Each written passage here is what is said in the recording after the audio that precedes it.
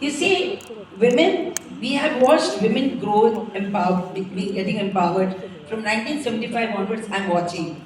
I was younger then, and we saw how the women of the world were gathering together to voice their concerns.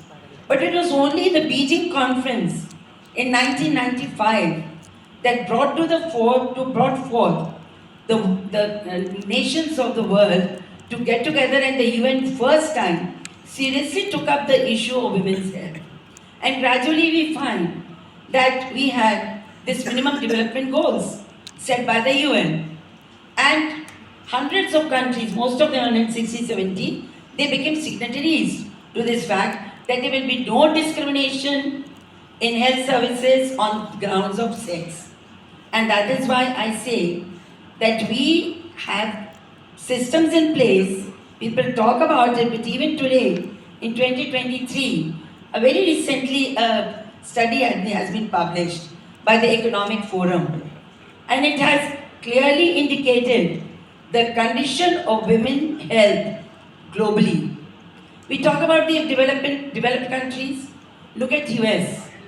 Now, US, if you compare it according to the income of US with other 7 nations, the maternal mortality there is 3 times more than in the 7 countries of equal income group.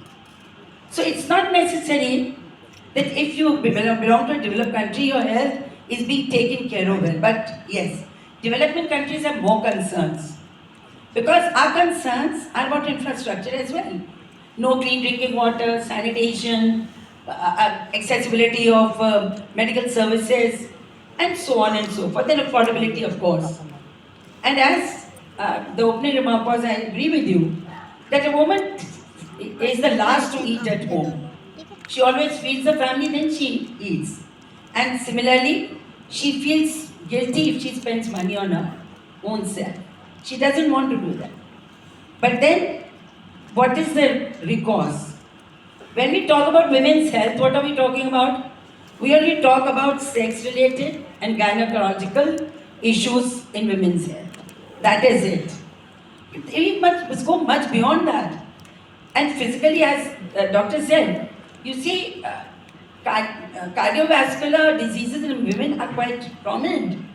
But if a male and a female both go with a chest pain to the hospital, please excuse my saying this, the male will be attended first.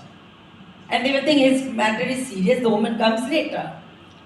And as I was told, that the free service of is being run by the Apollo. They're doing free service of you're doing what mammography.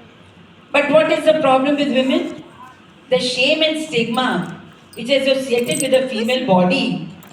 They don't even share their pain and their problems with their own spouses, with their family. They feel these are things to be hidden. Menstruation is a dirty thing.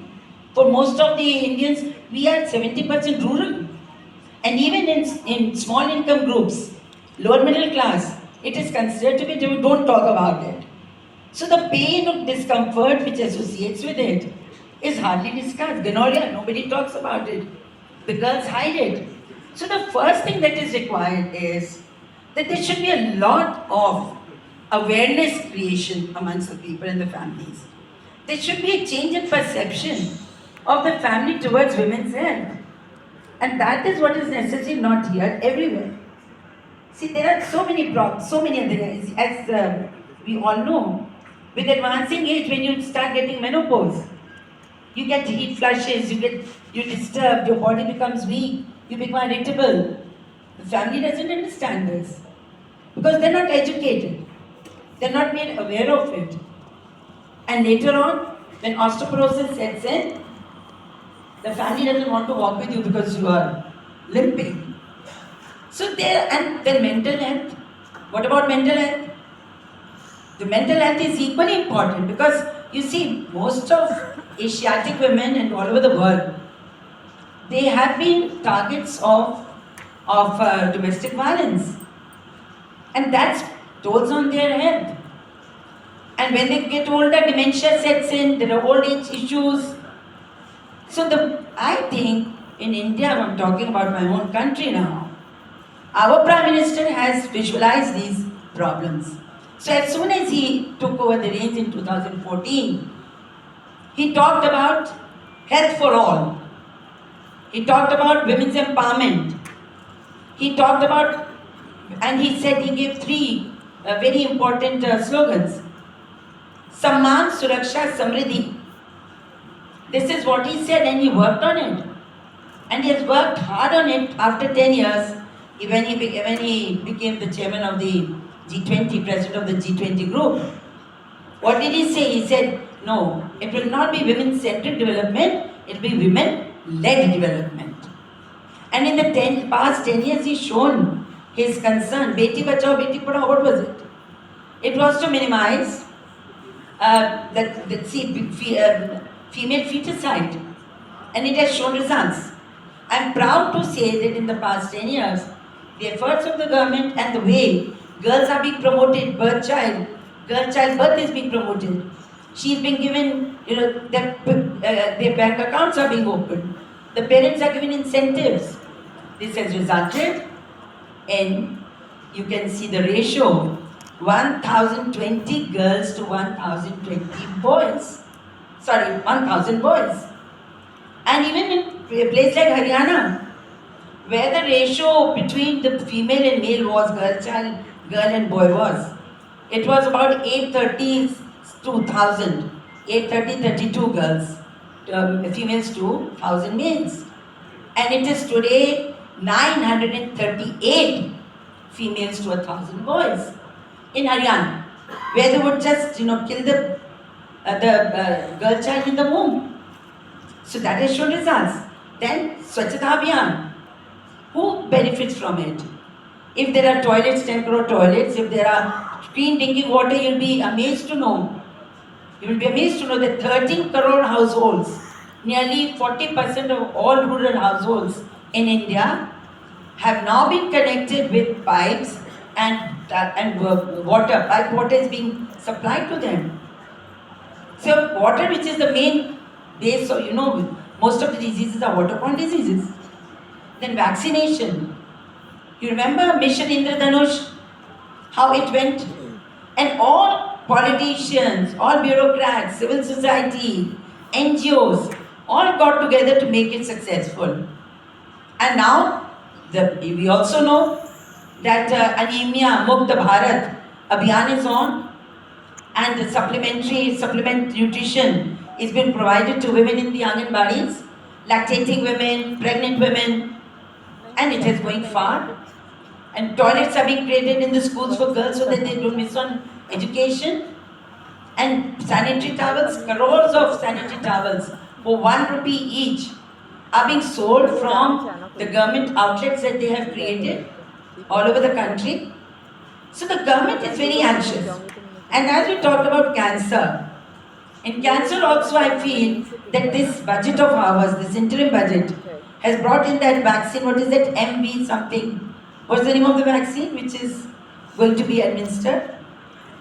Cervical cancer, it is known as what, MVV or something like that. HPV. So HPV, which has shown great results world over. Scotland is nearly free. It, from 1988 to 98, for 10 years, they started it long back. The girls who were born in that one decade have not shown signs of cancer. Even Australia is on the verge of being cancer-free for girls and women because they start early. And my government is also now going to take up in a very strong way, and we have provided for the vaccination drive for girls in 6 interventions, starting from the age of 6 months to 49 years. That is the time when mostly women, that is the time when they can produce babies. So I can say that there's a political will. But what do we require? We require infrastructure, we require medical teams of support, medicos, technicians, nurses, and we also require accessibility and affordability. Now this vaccine will be quite affordable for middle class. For those whom it is not, It will be provided by the government. They are providing means. A woman will never go hungry to bed now. 5 kilos per person, per family, in every family is being given free of cost. 80 crore people are being provided free ration. Similarly, we have the government has provided free gas connections to women, poor women. All these things, and the gas cylinders also going pretty cheap, around 400 rupees. So this is all saving the lungs, saving the time, saving the effort, and bringing clean water to the house, sanitation. All this will improve women's health. They have also started opening, we had these PSCs and CHCs. Now the PHCs have now become they're known as, what are they known as? No, they call it health wellness centers. Health wellness centers and Ayushman Arogya Mandir, yeah. But what happens? We don't have enough. Won't have enough people to take care of these things. We have a huge shortage. I was reading somewhere that in the rural areas, see, we are very fortunate. We can access good health. We can afford good treatment.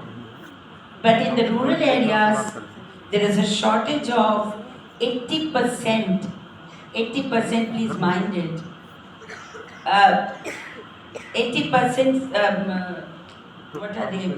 Surgeons as well as pathologists. Sorry, not pathologists. Surgeons and pediatrics. There's a shortage of 80%.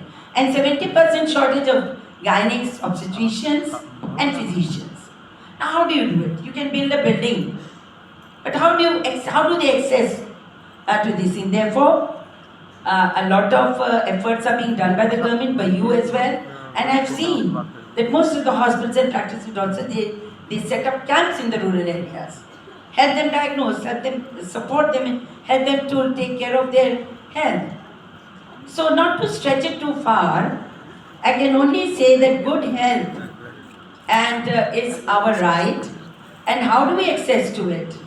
And the best way I would feel is that there should be understanding, there should be dissemination of information, there should be sharing of the new techniques also. The male body is more researched than the female body. So what do we require? We require that there should be women-centered research as well. Research, finding, analysis, treatment, policy. This all has to come in, sir. That is only when we can say that we are doing for women, because we women are empowered. And what should be our role in this? We, as a politician, I go to the villages, I pull up the doctors, but then I feel sorry for them. Because when I see one doctor taking care of, say, 1 lakh people and there's a crowd, he also gets irritated. So lack of nurses, lack of technicians, cancer, cardiovascular diseases, all these. And you said women is always a giver. Yes. It is true. If the family or the country requires it, the women will be the first to donate. And thank you so much. There's lots that can be said, but I can only say that whether we are developing or underdeveloped, the women health is a major concern, and it should be a major concern for all the governments and the society. Thank you so much. Thank you so much, Reeta ji, for giving a very broad overview.